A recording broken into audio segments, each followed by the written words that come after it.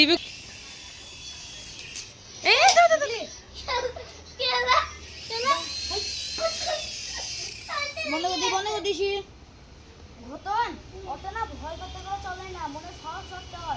বাবারে সাহস নিয়ে এসো। খুব খুশি রিভু মামা এসছে। কোথায় যে এরোপ্লেন উড়াবে সেই বুঝতে পারছে না। মামাকে দেখে তারও আজকে ইচ্ছা হয়েছে সে তার নিজের হাতেই লাঞ্চটা সারবে। আজকে লাঞ্চের মেনু পটল ভাজা, ভেন্ডি ভাজা, কাঁচা কলা ভাজা, তার সঙ্গে পোস্তর তরকারি আর ডাল, আর তার সঙ্গে রয়েছে বিলিতি আমড়ার চাটনি। যেহেতু আজকে স্যাটারডে তাই সবই নিরামিষ আইটেম, তার সঙ্গে একটু ঘি অ্যাড করে দিয়েছি। আর এদিকে মামা বসেছে ভাত খেতে, এদিকে ভাগ্নেও খাচ্ছে। ঘুম থেকে ওঠার পর সে দেখে তার রিভু মামা নেই, মনটা খুবই খারাপ। তারপরে হাতে পেয়ে গেছে তার একটা খেলনার জিনিস, সেইটাতে বসে বসে সে এখন কলা পেস্ট করছে। যদিও এটা আমার রান্নাঘরের জিনিস, কিন্তু কিছু করার নেই, তার হাতে পড়েছে মানে তারই এখন খেলনার জিনিস। আর ওদিকে মা ভিডিও কলিংয়ে দেখছে যে কিভাবে তার ছোট ছেলে কলা পেস্ট করছে, এটা নাকি সে তারপরে খাবে। আমি ওইদিকে বসিয়েছি চা, যাই ঝটপট চাটা নিয়ে আসি। এই যে চা রেডি, আর তার সঙ্গে মা আজকে বিস্কুটগুলো পাঠিয়েছে। আমি আনার সঙ্গে সঙ্গে সকালে একটা খেয়েছিলাম, খুব টেস্টি ছিল। আর যে ছোট্ট টেবিল ক্লথটা দেখলেন, এটা হচ্ছে আমার স্কুল লাইফে হাতে করা কাজ, যেটা আমি এখন পেতেছি। আর এদিকে আমাদের মা বেটুর এখন একটু খুনসুটি চলছে, তারপরেই আমরা বেরোবো ঘুরতে।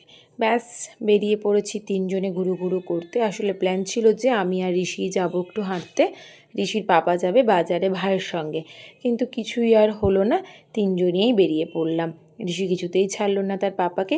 আর তারপরে আমাদের ঘরের ঠিক সামনে একটা সুইমিং পুল হচ্ছে, যেখানে ছোট এবং বড় সকলের জন্যই দুটো আলাদা আলাদা সুইমিং পুল রয়েছে।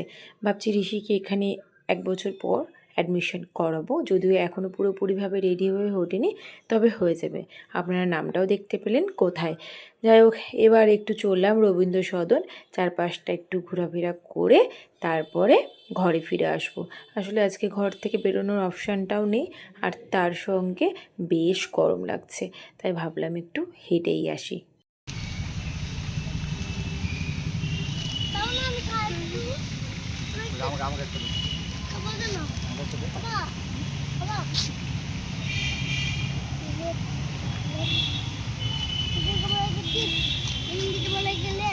তাই চলো।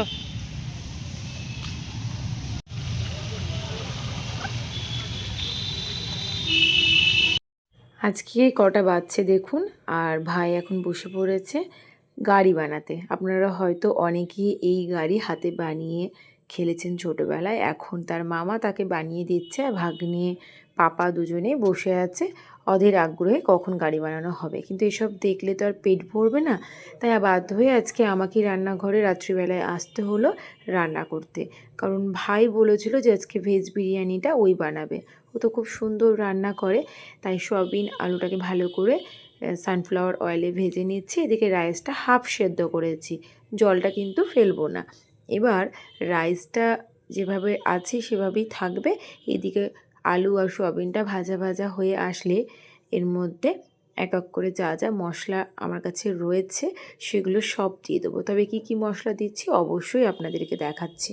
জিরে আদা বাটা, পরিমাণ মতন লবণ, পরিমাণ মতন চিনি, তার সঙ্গে টমেটো সস, এই যে সয়া সস, অ্যান্ড এর সঙ্গে একটুখানি ভিনিগার, আর তার সঙ্গে দিয়ে দেবো টেস্টি অ্যান্ড ইয়াম্মি ইয়াম্মি মিউনিস।